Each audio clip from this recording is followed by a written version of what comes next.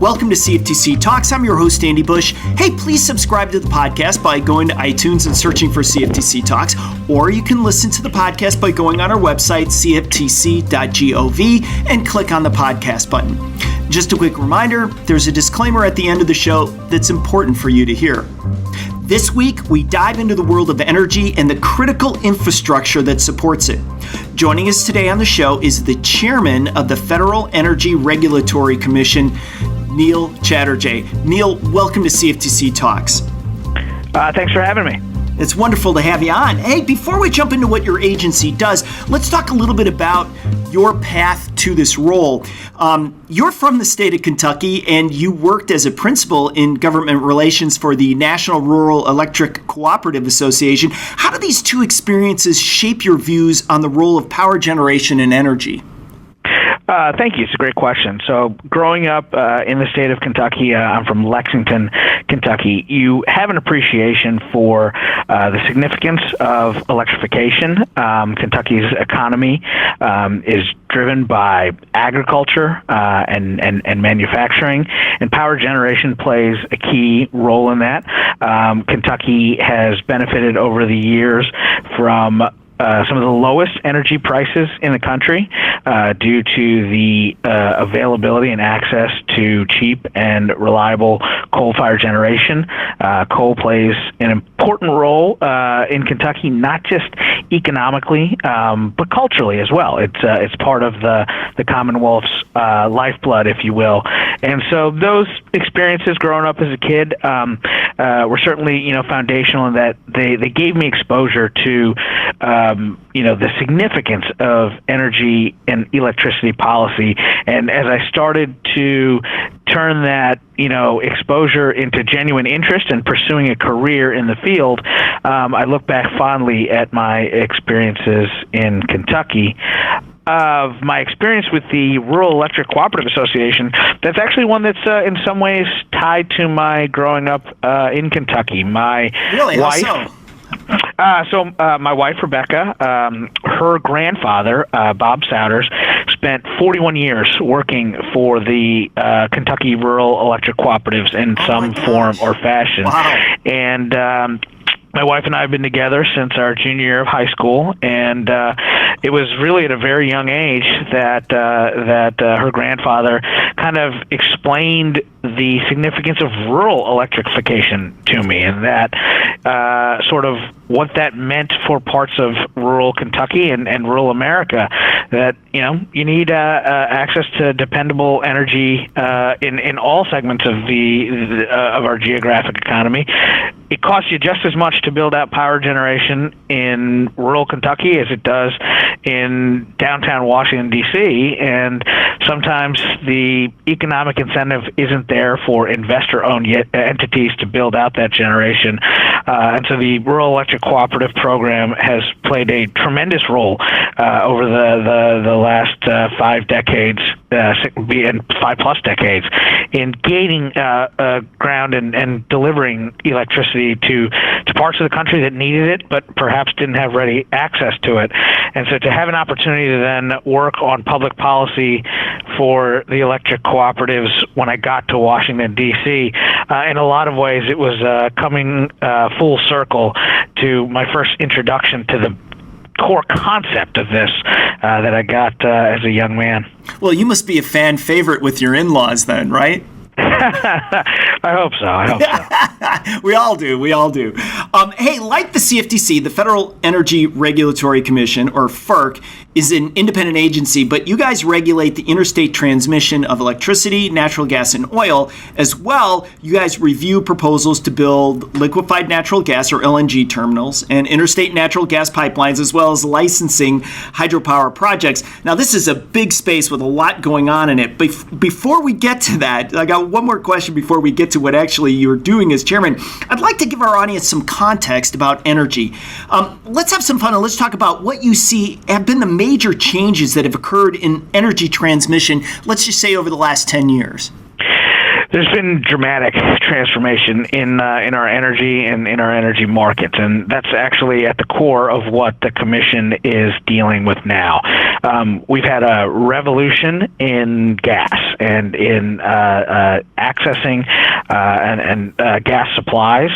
You're talking about shale, obviously. I'm talking about shale, and that shale revolution has had an impact on energy markets, and you're seeing increasingly the coupling of this access to this tremendous gas supply, coupled with flat demand for electricity coming out of the Great Recession. You've seen massive increase in the deployment of renewables, particularly wind and solar, as their costs have come down due to manufacturing imports and federal subsidies, state mandates. But you've seen a lot of exciting development in the renewable space. You've had regulations that post Fukushima safety requirements out of the Nuclear Regulatory Commission that are impacting the nuclear industry. Environmental regulations during the past 8 years out of the EPA that have hit the coal industry. This combination of factors has had an impact on energy markets. And what we're seeing today is that cheap gas coupled with subsidized renewables are putting tremendous pressure, economic pressure, on baseload coal and nuclear plants. And what the Commission is confronting right now is what that means for our future. We are charged with ensuring just and reasonable rates and overseeing reliability.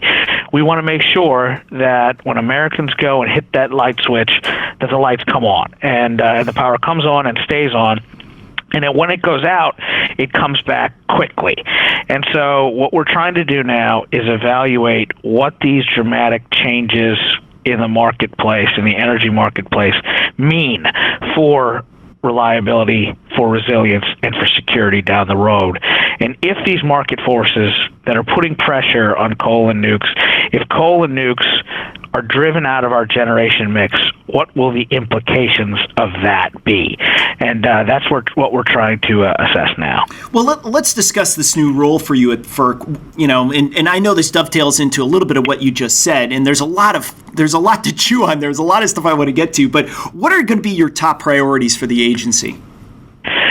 So right now, the manner in which I came into the agency, just by way of a little bit of background, so I was confirmed in early August and named chairman shortly thereafter.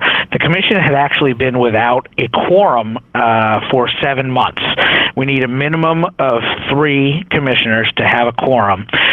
Due to retirements and the inability of getting people through the Senate confirmation process, we actually at one point got down to 1 commissioner. So when I came in, I was the first Republican to even be seated on the commission in almost 10 months because the last Republican commissioner had retired in October of 2016. I was the first Republican chairman in almost 8.5 years. And when myself and a colleague of mine were sworn in, we restored the quorum for the first time in 7 months. And we were confronted with a massive backlog that had accrued during that absence of a quorum period. And so my first challenge was to work our way through that backlog. And I'm proud to say that here we sit on November the 20th, and with the exception of a couple of outliers, we've largely worked our way through that lack of quorum backlog that had accrued. And so for me, that was my first and clear priority upon coming in, and we've already been able to successfully check that box.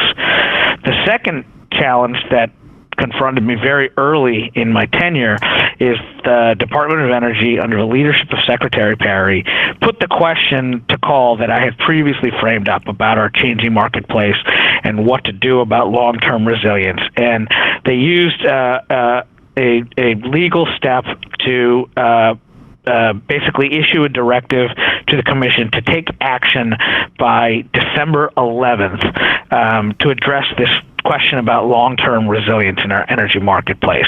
And because of the complexities of that has certainly taken up a lot of the oxygen we have here at the Commission focusing on that. But we can walk and chew gum at the same time, and we've been working on other things as well.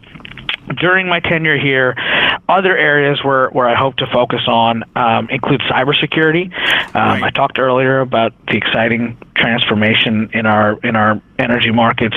As you get new technologies, as we have technological innovation, changing the way that we generate and consume electricity, that comes with increased vulnerabilities. And I think we need to stay ahead of both cyber and physical threats to our energy infrastructure. And I think that will certainly be a priority for me.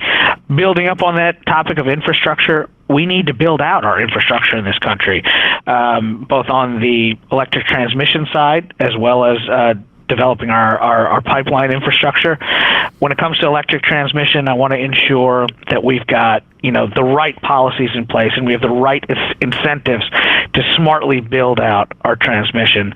When it comes to pipeline infrastructure, I actually think the process has gotten weighed down and there's a lot of delays, and you've got a quite elongated time frame in what it takes to get projects approved today.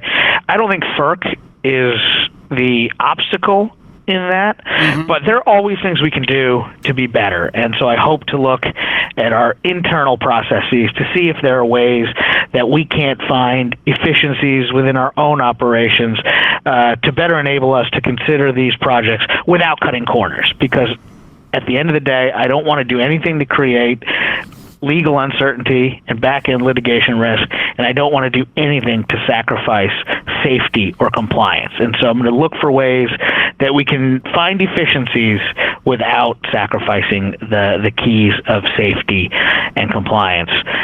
Beyond that, I think there's things that we need to look at, legally, in the enforcement space and in other areas. There's a lot to do with this commission. We've got a rule called PURPA that was passed in 1978 that doesn't really reflect the energy marketplace of today that I would love to work to bring into the 21st century. There's a full plate here at the Commission, and I'm looking forward to spending the next 4 years working through that. That's great. Yeah, I think it might be a good idea to look back at something from 1978. That's just my opinion, but yeah, that's a good. I was still in high school, I think, at that time. Let's get in the weeds a little bit about electricity, because I think this is really important for audiences to understand that I think one of the biggest challenges, and correct me if I'm wrong, Neil, is the reliability and the resilience of the electrical grid. One of the things that's changed dramatically, of course, is the alternative energies or distributed energy resources. I think this is what is so unique about the electricity grid because of solar panels and other things. There is energy that's got to get onto the grid, and it only comes at certain times when the sun's shining and when the wind's blowing, and that creates some issues because getting that stuff on is fantastic, but then it also creates some problems with the reliability of the grid overall, because then it puts downward pressure on power generators, because we're talking about eventually wind and certainly solar are at grid parity right now, and that really causes some pricing issues, doesn't it? Look, there are a host of challenges associated with it, but I don't want to detract from the fact that it's really exciting. It's so cool, right? Look, I believe in technology, and I'm excited by technological innovation, and I think there is a perception because, I'm from Kentucky. I worked for Senator McConnell. In my work for Leader McConnell, we fought EPA regulations and what we deemed to be a war on coal. There's a perception that because of my background, I'm somehow hostile to renewables, and that couldn't be further from the truth. I'm very excited about the advancements that we've seen in renewable technologies. And you mentioned wind and solar. I think the key to the whole thing could be energy storage. And what we're seeing, in the energy storage space, that could in many ways be the answer to some of the challenges that you've laid out in terms of intermittency and downward pressure. And so there's a lot we can do there. We're currently working on a storage rulemaking that I hope the Commission can get out in short order to remove barriers to competition to ensure that energy storage technologies are adequately compensated for the value that they provide to the grid. So there's a lot to be excited about in this space. Right. I just want to make sure that as we approach it, we're smart about it, and we understand all of the domino effects that unfurl from it. And so as we look to this question of long-term reliability and resilience, what I want to make sure is if our grid is going to move towards our markets largely being comprised of gas and renewables, what does that mean? And I want to ensure that if in fact there are attributes to baseload coal and nuclear power that, because of the short-term market pressures, that these assets aren't being compensated for some of the underlying resilience value they may provide. If we lose those assets, what will the consequences of that be?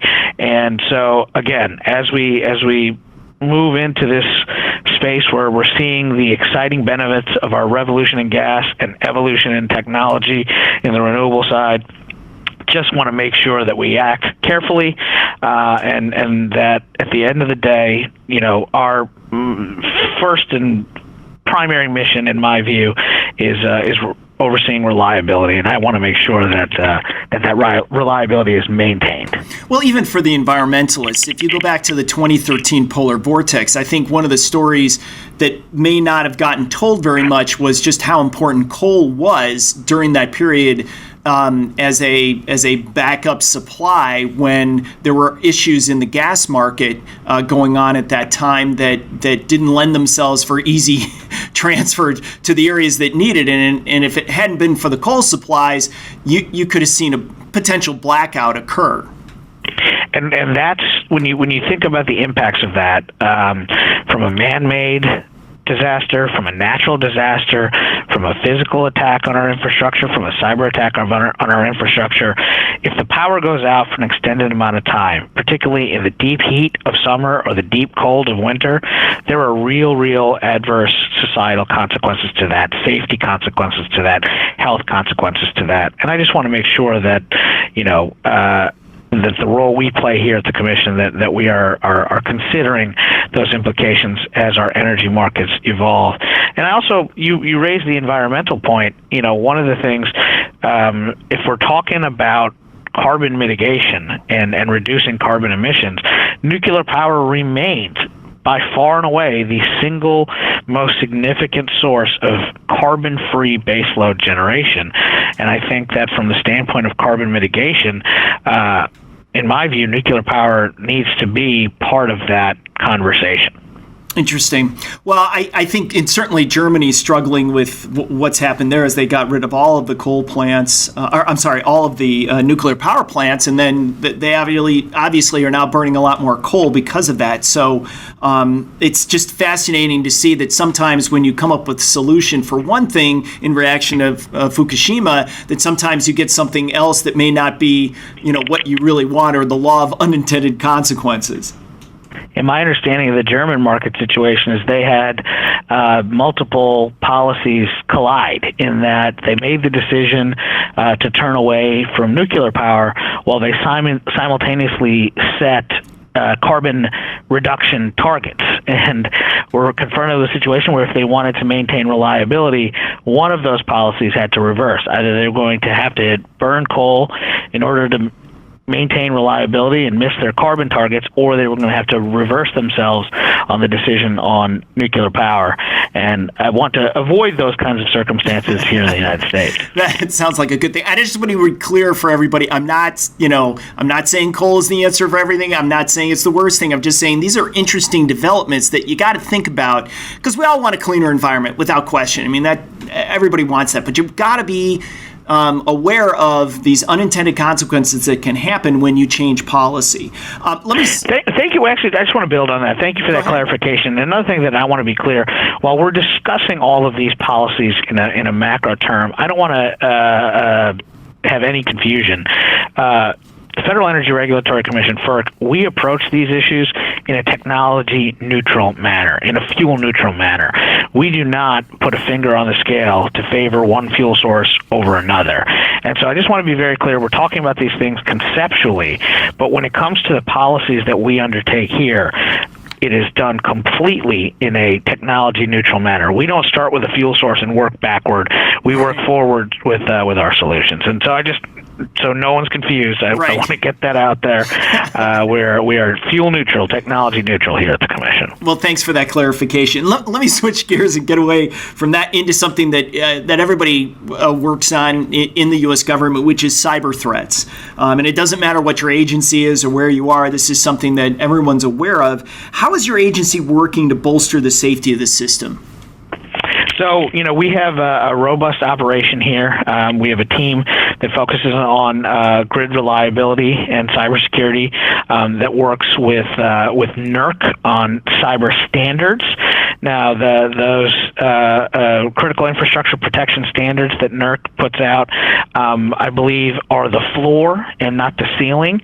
And we've got to be vigilant in not just enforcing standards, but in staying ahead of evolving and continually evolving cyber threats. We also have an innovative office here called the Office of Energy Infrastructure Security, or OICE, and they really work with stakeholders, with industry stakeholders, with other governmental agencies, with our defense agencies, to stay ahead of these evolving threats. And so I think the combination of continually working to enforce and refine standards, coupled with staying ahead of cyber threats, we do an effective job here, but it's a collective effort and not that one that we could do uniquely. And I do hope to work with my good friends, Chairman Chris Giancarlo and Commissioners Brian Quintens and Russ Benham and soon Dawn Stump, who I have long relationships with, to find ways that the CFTC and FERC can work together to stay ahead of these evolving cyber threats. Well, that's great to hear. I'll let those guys know. I'm sure we always look to find great partners to work with and to understand the things that are happening in your world, how they transfer over into our world, and vice versa. So that's really encouraging. All right, before I let you go, we started this conversation talking about the big changes that have occurred over the last 10 years. Where do you see this going over the next, I won't say 10 years because that's a little bit too far, but over the next 5 years, where do you see this space going? So, a lot will be dependent on what happens now. I think, one of the things that is very exciting, but also very, humbling and daunting about the opportunity that my colleagues and I have is we come to the Commission at a time now where this is a critical point in the future direction of our energy markets. And we've spent 2 decades and billions upon billions of dollars in establishing our existing market structure. And so I think it's completely in line with what FERC has done over the last 2 decades to continually make, take iterative steps and make changes to ensure that our markets are functioning, efficiently while ensuring reliability and resilience and security. And so these are the decisions we will make in the next couple of years are really going to be, essential to what the market of the future looks like. I think we're all in agreement that there are some things we can do to clean up the markets and make them work more efficiently, and I look forward to working with my colleagues to make sure we get that right. Neil Chatterjee, Chairman of FERC, thanks for coming on the show today. Thank you so much for having me. It's wonderful to get you. Hey, remember, everybody, if you want to hear more podcasts, you can go to our website and click on the podcast button, or you can find us on iTunes by searching for CFTC Talks. I'm Andy Bush. Thanks for listening.